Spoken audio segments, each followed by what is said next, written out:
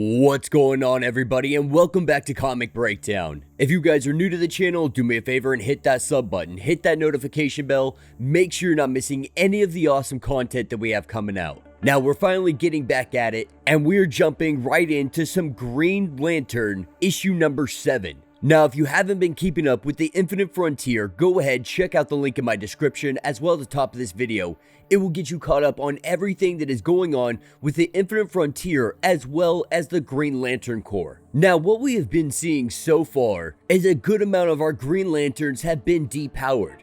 And this is because something happened to the central battery. No one knows what happened to it, but there was a giant explosion. And with the destruction of the central battery, we see most of our Green Lanterns lose their ability to be able to use their ring. Many of them still stuck in the mysterious dark sectors. John Stewart, along with the United Planets, are in a last-ditch effort to rescue any Green Lanterns that are left out there. With them being hunted, with bounties on their heads, it is only a matter of time before someone catches up with them. Not only that, we have one of the new gods. From New Genesis, we have Lunar, making himself known to John Stewart. That is where this issue is going to pick up. And so with that being said, let's dive into this breakdown. Alright gang, so as we're diving into issue number 7, we are picking up with the discussion between John Stewart and Lunar. And this discussion is about if John Stewart is going to end the universe or if he's going to save it. Now, Lunar, being the god of journeys, he has come along just to see what is going to happen with John Stewart. Being very curious, being very interested in all of this. He wants to see how this story is going to unfold. Is John Stewart going to be the architect of destruction? Is he going to lead the universe down a path that is going to lead to its ultimate demise? Or will he be the savior? Will he save everybody? And that's exactly why our new god is here. Now, this is our first introduction to Lunar, at least John Stewart's first introduction to Lunar. And so him proclaiming himself to be a god, yeah, this is stuff he's heard before. He's heard many individuals refer to themselves as gods. And instead of Lunar trying to convince him that he's a god, he believes that he will just simply show him. And by touching John Stewart, we see them transported to the past. We're talking millions of years ago, where Owens are still a very, very young species. They have yet to form the Green Lantern Corps. They have yet called themselves the Guardians of the Universe. And we're transported to a plane that is midway between New Apocalypse and New Genesis. And this specific event, this is when New Genesis and Apocalypse, they met Oa. Now, John Stewart, he believes he doesn't have time for any of these mind games. They were currently on a mission to go rescue Kilowog. But Lunar tells him that this moment is so significant. This moment of him being here, he has to be here right now. This is going to determine which direction John Stewart goes. And so he tells him to make no mistake that we're here. We're here right now. This is all real. And this is the first contact of all three individuals, of Apocalypse, New Genesis, and Oa. And what we are seeing is the battle for the ages. Now, as John Stewart watches all of this unfold, as New Genesis is really getting their butts kicked by Apocalypse, and as John Stewart watches all of this unfold, he is currently worried about the paradox effect. That him being here in the past, if he were to do something, if he were to affect something, that we'd see a paradox that would affect the future. But with Lunar being the god of journeys, he is immune to the effects of the paradox. And with John Stewart being connected to him, with him bringing John here, that means that John is also resistant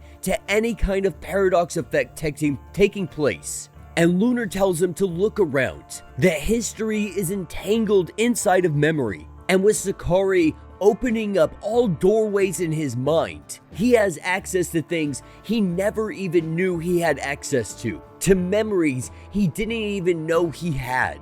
And as they look around, they see that these Owens, they are extremely, extremely young.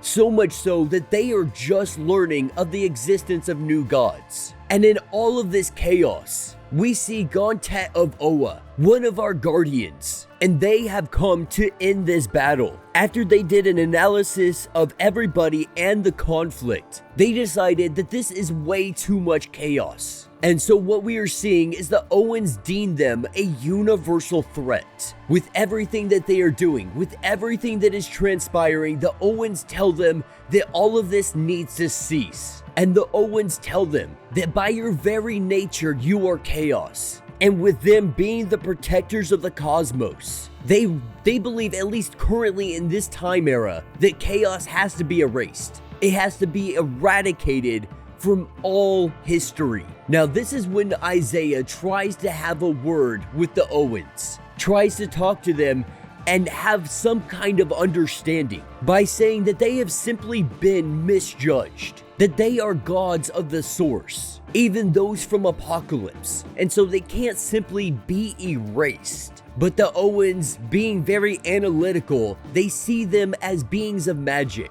and magic equals chaos, and chaos is something that they're planning to eradicate from the entirety of the cosmos. But the Owens aren't understanding that they will be resurrected because they come directly from the source, that when they die, they will just come back, and so you can't kill them, you can't erase them. And at this point, the Owens believe the source to be myth, to be nothing more than superstition. Now, as John and Lunar are watching all of this transpire, John is realizing this obviously isn't going very well. But right now, the Owens are thinking in very binary terms, that you are either good or you are bad. You are evil or you are good. You are either chaos or you are order. But John's worrying because this isn't in the Book of Oa. And so either the Owens didn't mention this or it was never written down. But Luna reminds him that time is not linear. And so these events, they are transpiring. Right this minute, these events are happening.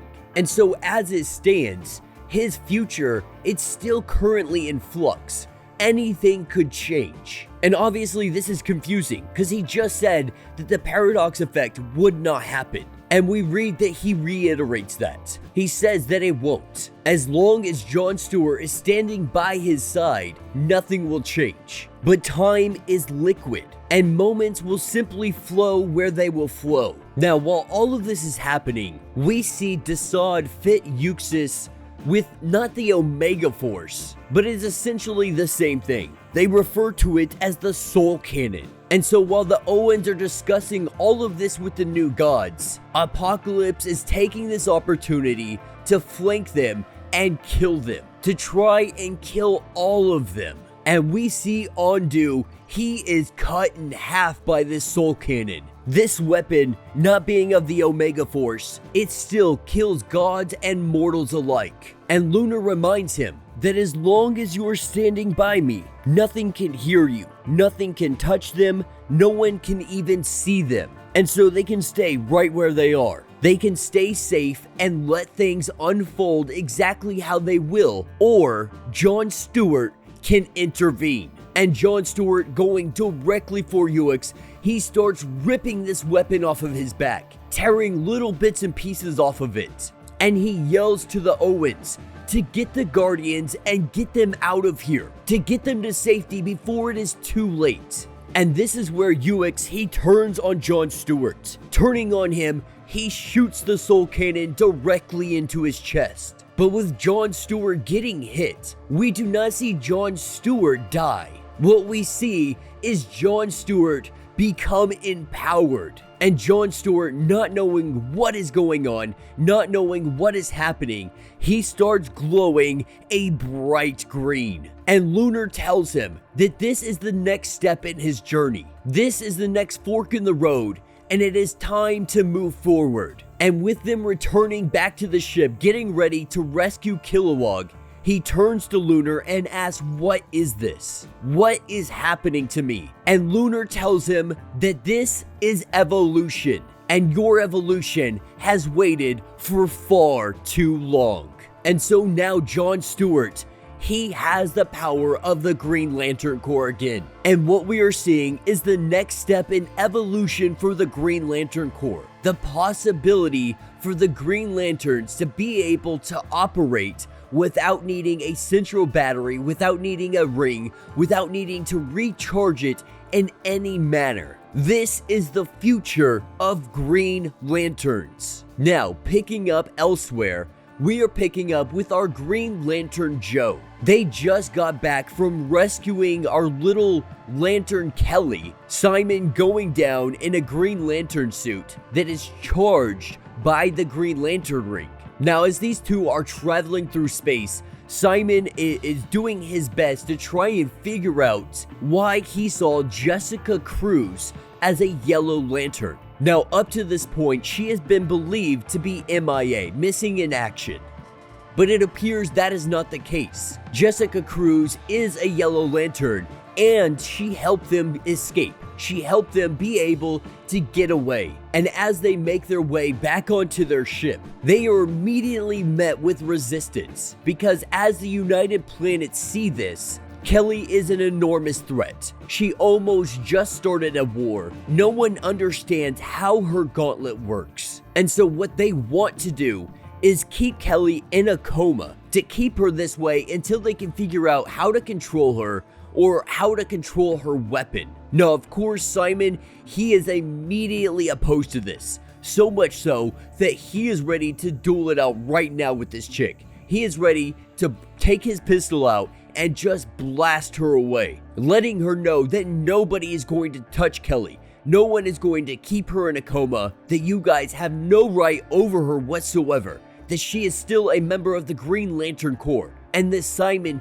he holds himself personally responsible for her and anything that would happen to her. Now we see Joe break this little fight up, this little scuffle that went on, breaking it up and saying that she is a resident of Oa, Keli is. And so because of that, Oa and all of Owens are going to take responsibility for her. And that if anything is to happen, it will fall on all of Oa because of it. And as it stands, they know that Sinestro was not responsible for the central battery exploding. But nonetheless, Sinestro and the Yellow Lantern Corps, they are making moves, because Sinestro wants to be the Green Lantern Corps. He wants to police the universe, but he wants to do it in his way. And so with everybody being in agreement, figuring out what their next course of action is actually going to be, the only stipulation is that Keli, she has to at least be contained, because if she were to be let loose, who knows what were to happen. Now, both Joe and Simon, they have been getting bombarded with phone calls, or hyperblasts if you will. It's just a quick message sent over space. And these messages have been from Green Lanterns all over the universe. All of them no longer having access to the power, no longer being able to use their rings. All of them are left wondering, what do we do now? Because at the end of the day, even if we have power or not, we are still Green Lanterns, and we want to help in some way, in some fashion. And in the midst of them listening to everybody talk about this, from all of these messages trying to figure out what they're gonna do, this is when the entire ship gets rocked. And as they go running down the hallway to find out who attacked them, to find out what just happened, looking down, they see a crap ton of Robins, light construct Robins, fighting everybody. Now Joe, she immediately does everything she can to cage up these Robins, to stop these light constructs. But we are seeing light constructs of a little bit of everybody, from Wonder Girl to Tornado to just a little bit of everybody that she has ever known, that Keli has ever known, because that's exactly what is going on. Keli still in a coma, still currently unconscious, but they tried tampering with the gauntlet. And when they did this, it has a more or less automatic defense system that if you try to take it off when her mind is unconscious, it will do everything it can to protect the gauntlet and to protect Keli. Now, Joe and Simon, they know that they need to get to Keli first, because if anybody else is able to get to her, they might kill her. They might try to do something to end this because they are seeing her as a threat. And so they make their way through the entirety of the ship, fighting their way through. As they're going through, they learn very quickly that these light constructs are attacking everybody except for Simon. And Simon, he finally starts to understand. He understands what's going on. He understands that Keli is terrified right now. She is so scared of everything going on. Even if she is unconscious, her subconscious is terrified. And the one person that was able to help her, that has been there, is Simon. Because when everything went sideways on Oa, she was awake. She saw the destruction, the murder of thousands and thousands of people. She saw the Green Lantern Corps destroyed in an instant. And the entire time, she sat over Simon's body, protecting him, ensuring that nothing happened to him. And sometimes they forget that kids are kids, that the trauma she experienced, it is so severe. It is so hard for her to see. She was supposed to go to Oa to get some kind of Green Lantern training. And instead, she found herself as one of the last individuals to wield the power of the Green Lantern Corps. And as Simon sit next to Keli in her bed, grabbing her hand, telling her that she is okay, that she is now safe, that Simon is safe, and that she had Simon's back, and so he is not going to leave her side. He will continue to have her back, that he owes her for the rest of time, and he will always do everything he can to ensure her safety. And that is where this issue will end.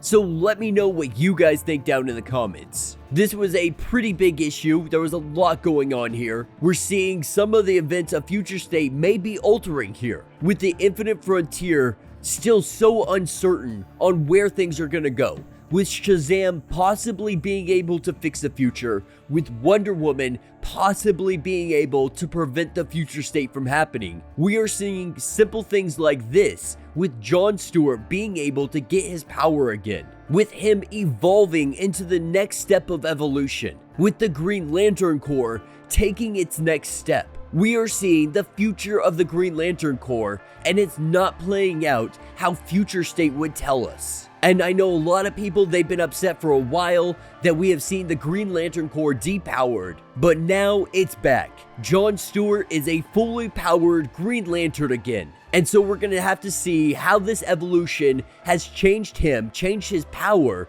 and we're gonna have to see how he implements this to the rest of the Green Lantern Corps, if that is even possible. But yeah, let me know what you guys think down in the comments. If you have not yet, do me a favor, hit that sub button, hit that notification bell, make sure you're not missing any of the awesome content we have coming out, and until the next breakdown.